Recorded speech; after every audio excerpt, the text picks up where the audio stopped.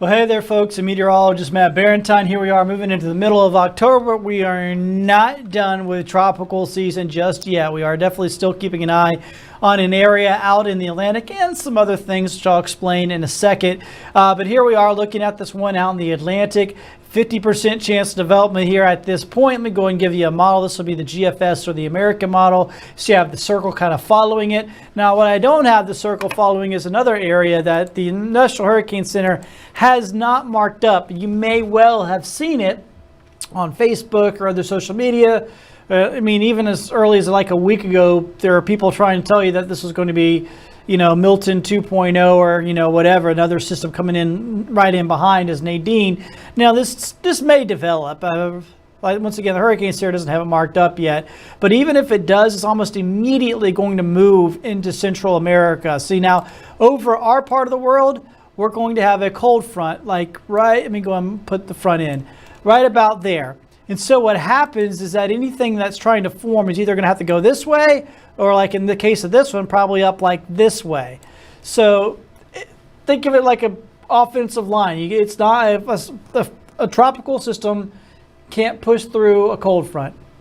You can kind of push it around a little bit, but usually when they run into them, they get picked up and carried away by the front. So these things tend to help us out this time of year. So once we move further into October, we tend to see some protection essentially from any systems because they just can't make their way towards us. And you can see that one down in the possible one in the Caribbean.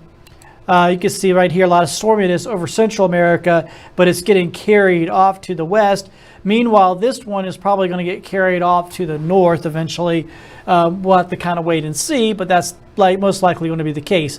Here is the European model showing you basically the same thing. Once again, we're going to watch out for some development down here. This one isn't as strong with the development down here, but it shows essentially the same sort of pattern where that we would see a front hanging around right through here just off the U.S., and that would force this to the west, and that'd force this one to the north. So once again, I'm not overly concerned here.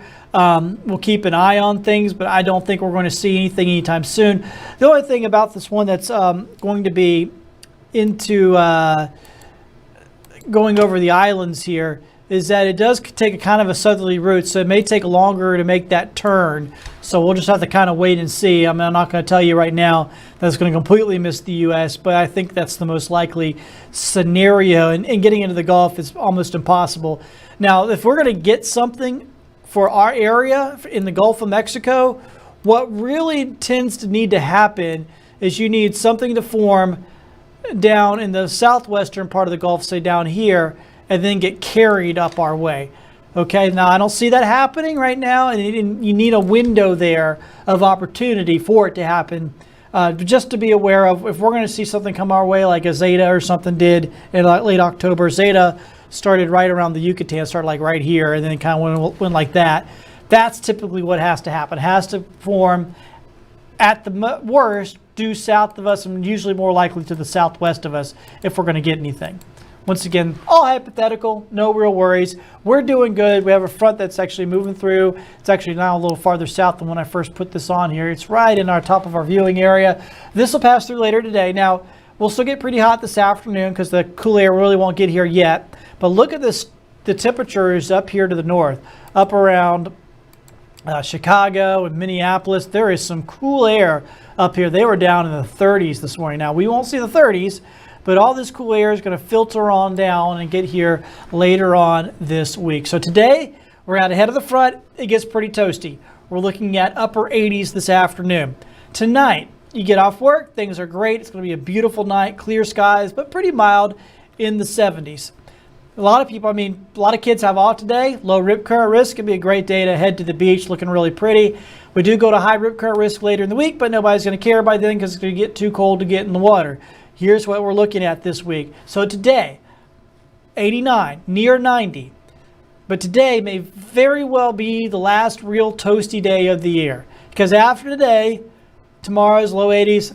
Wednesday's a low 70s for highs. Yeah, it's going to be just that nice. Let me go full screen here.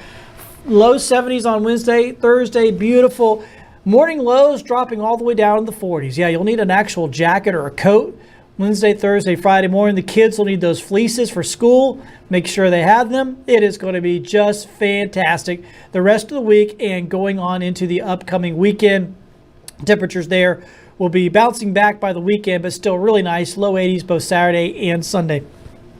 So a really pretty forecast. Like I said, today's the hot day. After that, we are looking at beautiful fall-like conditions the rest of the week. Could use some rain. We are running a deficit and we're in a bit of a drought now, but that's not going to see any fix for that anytime soon. So if you're trying to get some ryegrass or something going in the yard, it's going to take some watering here for a while. We're going to stay pretty dry here for the foreseeable future. But anyway, it's beautiful. Enjoy it. Have yourself a wonderful Monday.